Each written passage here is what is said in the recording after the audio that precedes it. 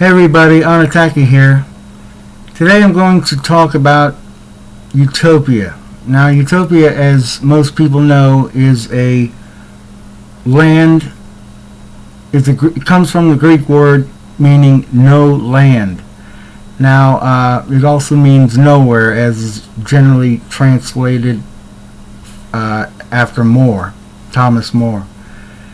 Now, the first person that we know of that I can think of is who wrote about some type of utopian society was Plato, and he wrote two books. One of them, the first one, was The Republic, which he outlined a theoretical perfect state. He had to follow that up later in his life with his Plato's Laws, which is basically a more clarified book to explain the Republic, although he doesn't actually express it in those words.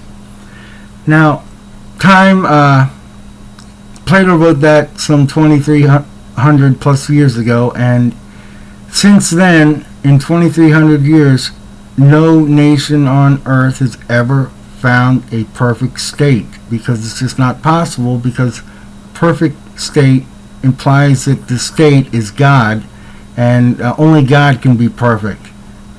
Human institutions are designed by human people, and they always tend to fail in some point of fashion. And if a state is claiming to be perfect and it's run by humans, then it's not perfect. Through the course of time, like I said, nobody was able to establish a perfect state, and even though it was tried on small scale things in small areas, they still proved to be unsuccessful. I'm going to mention Captain John Smith. When they first came to America in the Jamestown settlement, they tried communal living, and some people would work and some people didn't, and the first planting of the colony failed because not everybody was cooperating. People were using the resources that other people took pains to plant and harvest, while they themselves did not chip in to make the colony successful.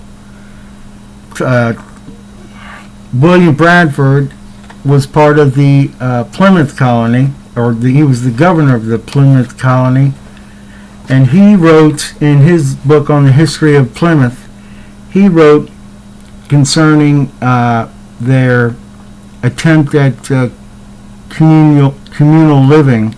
He wrote, "The failure of this experiment of communal living, which was tried for several years and by good and honest men, proves the emptiness of the theory of Plato and other ancients, applauded by some of later times, that the taking away of private property and the possession of it in community by a commonwealth would make a state happy and flourishing, as if they were wiser than God.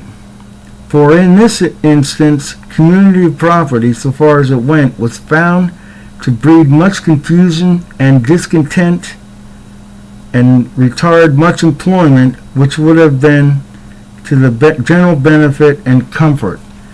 Now, that was written in the 1600s, late 1600s, after 1650, and he is also echoed by that sentiment in Aristotle, who was one of the students of Plato. Plato, in his book on politics, he wrote, "There is a further drawback, this is Book 2, Chapter 3, there's a further drawback to common ownership.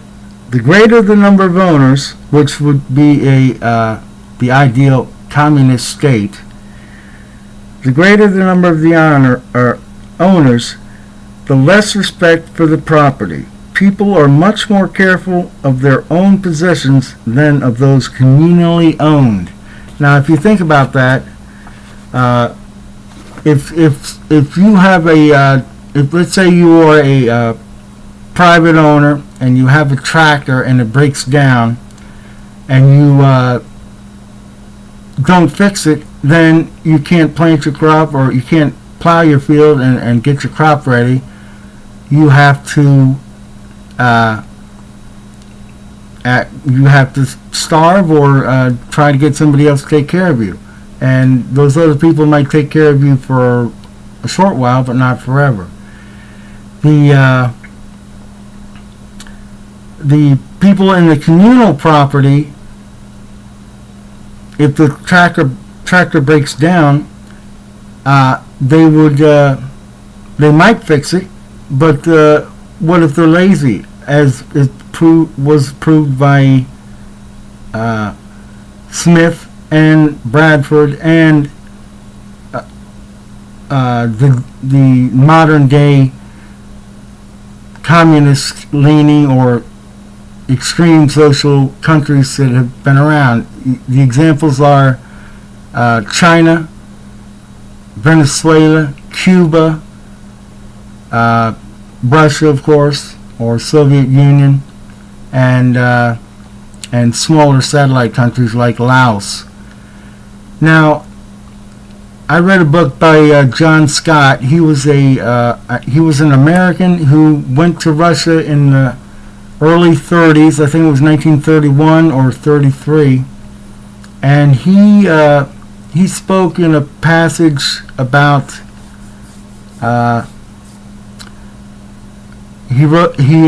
they had to find use of a tractor, and they went searching around the area, and they went to this one area where there were a bunch of tractors, like maybe 10 of them, and none of them worked because when the Soviet Union founded itself, they scared off or murdered all the people who owned farms and took their property, and of course they took their tractors, and they also scared off or killed all the skilled workers as well as all the intellectuals if none of those people could leave the country, have enough money to leave the country and leave all that trouble behind.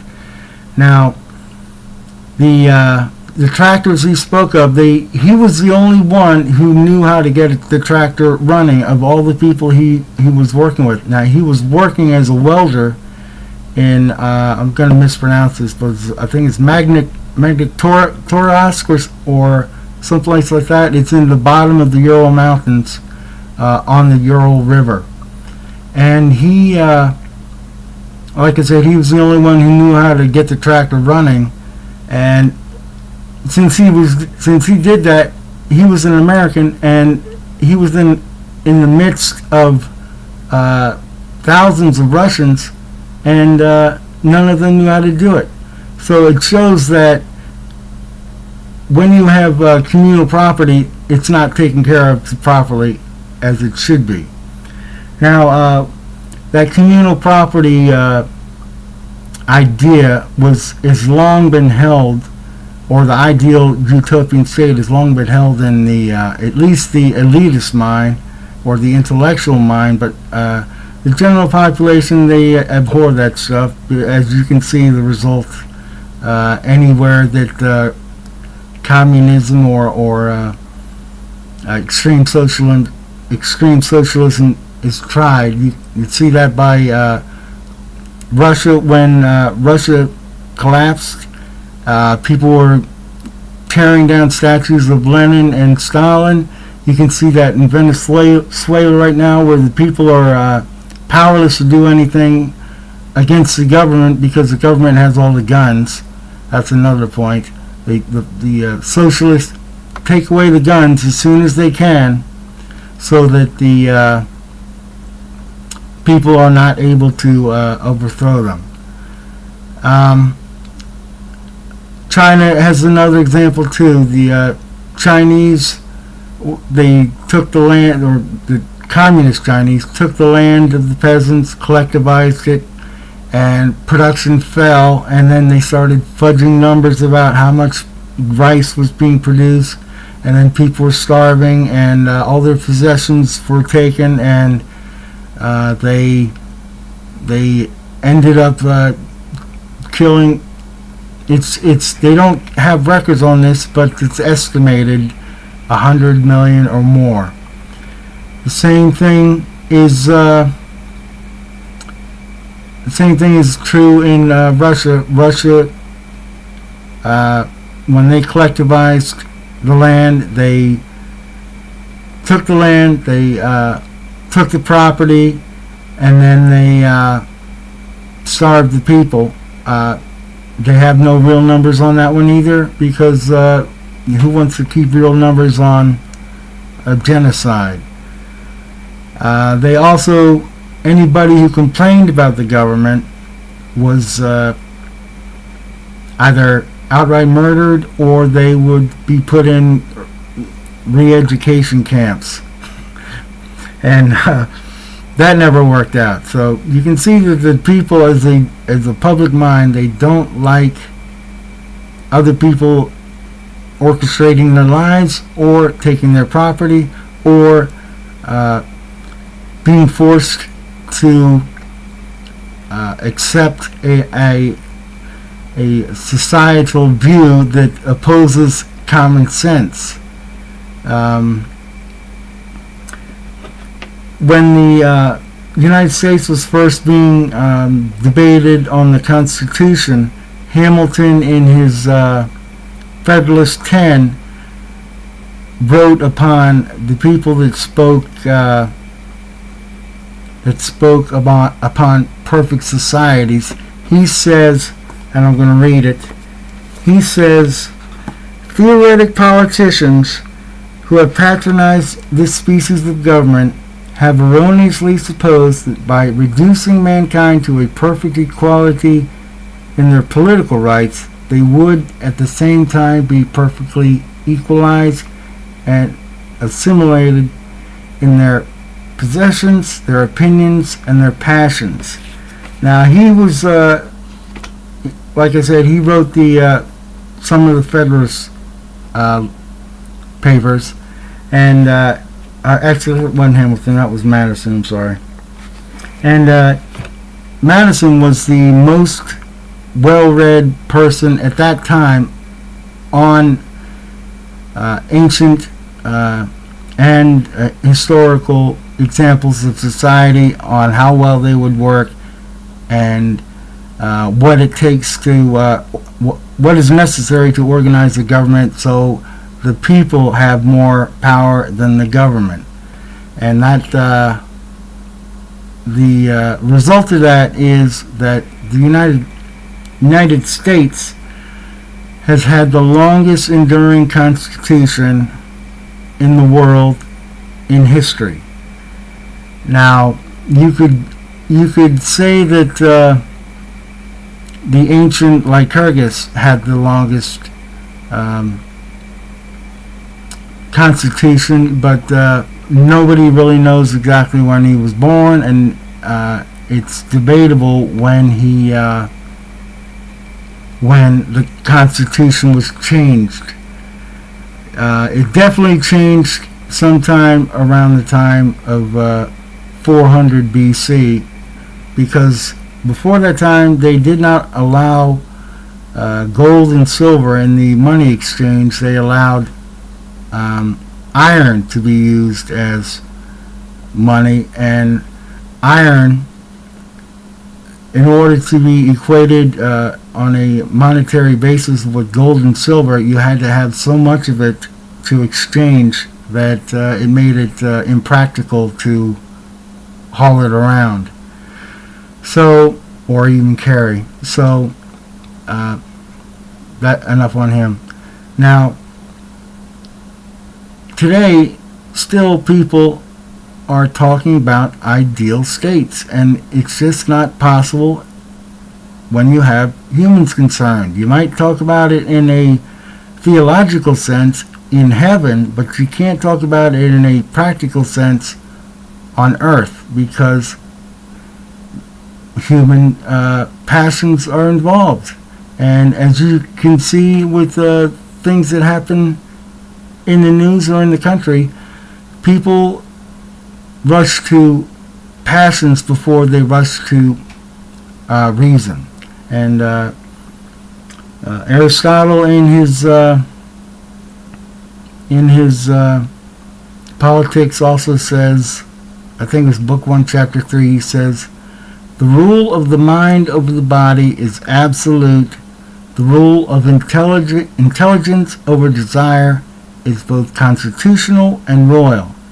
In all these it is clear that it is both natural and expedient for the body to be ruled by the mind, and for that part of our emotional natures to be ruled by that part which possesses reason, which means that reason is stronger than passion. Now, if you could eliminate passion from the body politic, which would never happen because that's an impossibility, then everybody would be reasonable. And anybody who has ever existed in the course of human time knows that passion is actually the larger part of our reaction to life rather than reason. I think that covers it. My conclusion is that no matter what happens, no matter how long it would take, utopia can never be found. Now, go ahead and take subscribe, like, and do whatever else is necessary to support this channel. Thank you.